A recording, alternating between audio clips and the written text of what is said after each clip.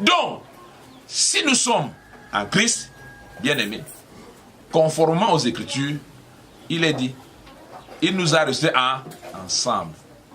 Et nous a fait asseoir où? Avec Christ. C'est pourquoi l'apôtre pouvait dire dans Colossiens, si donc vous êtes restés avec Christ, recherchez les choses d'en-haut. Si vous n'êtes pas ressuscité, recherchez les choses de la terre. Très bien. Non, donc c'est comme ça. En fait, notre vie en Christ se mesure à la quête des choses dont notre cœur s'attarde. Si ton cœur vise seulement, tu te réveilles le matin, tu penses à ton travail, à tes affaires, à tes activités, à toi, rien pour dire, ok, cela prouve que tu n'es pas ressuscité avec Christ. Mais celui qui est ressuscité, très tôt le matin, il commence par la prière. On voit que quelqu'un qui est ressuscité en Christ ouvre, sa journée s'ouvre par une vie de prière. Yeah. Tu confies ta vie au Seigneur. À midi, tu peux penser que, oh Dieu, tu m'as fait vivre la moitié de la journée, je te rends grâce. Amen. Amen.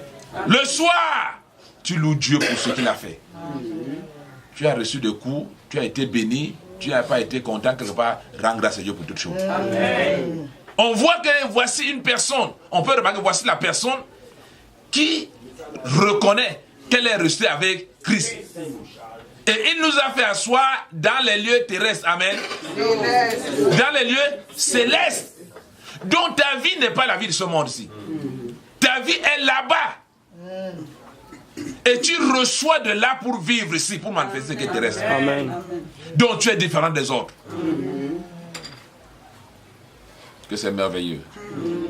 Que c'est merveilleux de connaître ton statut en Christ. Amen. Alors, si tu reconnais que tu es une personne restée avec Christ, ta façon de parler change. Amen. Ton regard change. Amen. Ta façon de vivre dans ce monde change. Tu dois apprendre à choisir tes compagnons. Yes. On ne peut pas dire qu'on est resté avec Christ. On avait les voleurs, les cupides, les menteurs, les orgueilleux, les imbus d'eux-mêmes. Non! La Bible dit, sortez du milieu d'eux. Ne touchez pas à ce qui est impur. Moi, je ne sais pas. Ton amour pour Dieu, selon toi, a fabriqué pour toi, autour de toi, des amis adultères, des amis voleurs. Ta conversion dans la journée tourne autour de l'impudicité, des querelles, des jalousies. 24 heures. Tu passes dans 24 heures, peut-être 18 heures de bavardage pour rien. D'insultes, de politique, de commérages, de commentaires, de football, de novelas, de titels, de tirchis. Tu passes ton temps toute la journée, 18 heures, un exemple, sur 24 heures. Le reste du temps, tu ronfles. Le matin, tu te lèves. Tu penses à ton travail. Non, écoute un peu, s'il te plaît. Nous sommes assis avec dans les lieux célestes. L'apôtre Jean pouvait dire, voyez quel amour le Père nous a témoigné d'être appelés enfants de Dieu. Et nous le sommes. Bien-aimés, c'est que nous sommes maintenant enfants de Dieu. Et ce que nous serons n'a pas encore été manifesté. Mais nous savons que lorsque cela sera manifesté, nous serons semblables à lui. Car nous le verrons tel qu'il est. Amen. Il y a un frère qui aime souvent dire, je verrai le Seigneur. Amen. Je sais que je le verrai. Amen. J'ai l'assurance que je verrai le Seigneur. Amen. Est-ce que tu as cette assurance? Amen. En réalité, celui qui croit, qui a l'affirmation de voir le Seigneur, il ne s'attarde pas aux choses du monde. Les convoitises chaque jour. Tu as envie de, tu vas, ton cœur balade par-ci, par-là. Tu veux avoir tout. Non. Nous sommes restés avec Christ. Amen. Amen. Aujourd'hui, rappelle-toi de ton statut. Je ne dis pas le statut de ta famille, ou de ton quartier, de ton village. Ton statut en Christ. Amen. Amen. Il est question de toi. Il est question de moi. N'emballe pas quelqu'un. Amen. Amen. Tu seras sauvé par ta foi. Amen. Amen. Il est que le juste vivra par sa foi en Jésus-Christ. Donc marque la différence Ne dis pas que je fais comme les autres font. Non. Tu es différent des autres. Amen. Amen. Amen. Reconnais que par Christ, tu es ressuscité. Amen. Et il nous a fait asseoir. C'est pourquoi j'insiste souvent. J'ai bien dit aux frères et sœurs que le symbolisme du baptême dans l'eau n'est pas quelque chose à négliger.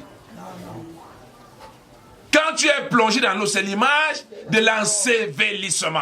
Amen, amen. Tu sors, c'est l'image de la résurrection. Amen.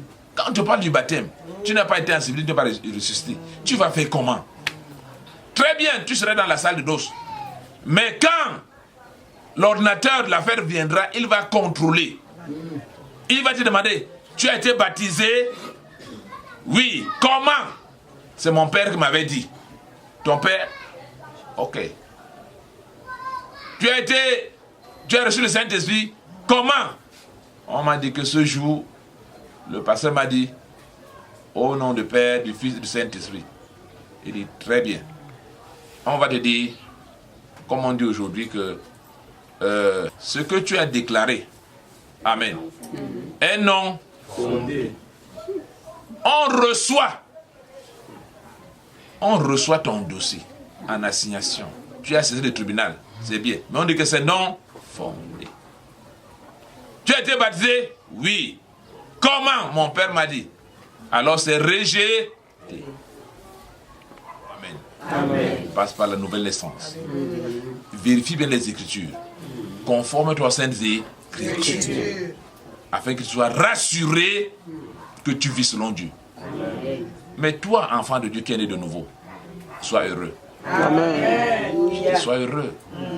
Sois heureux. Peut-être que tu as oublié, mais je te rappelle ce matin que ta vie n'est pas la vie de ce monde. Amen. Tu as oublié parfois. Mais je vais te rappeler aujourd'hui que pense que ton royaume n'est pas de ce monde. Il y a quelque chose de glorieux qui t'attend, de merveilleux, d'incomparable. Yes. Ne rate pas ce jour-là. Amen. Ne rate pas ce grand rendez-vous. Jésus t'attend.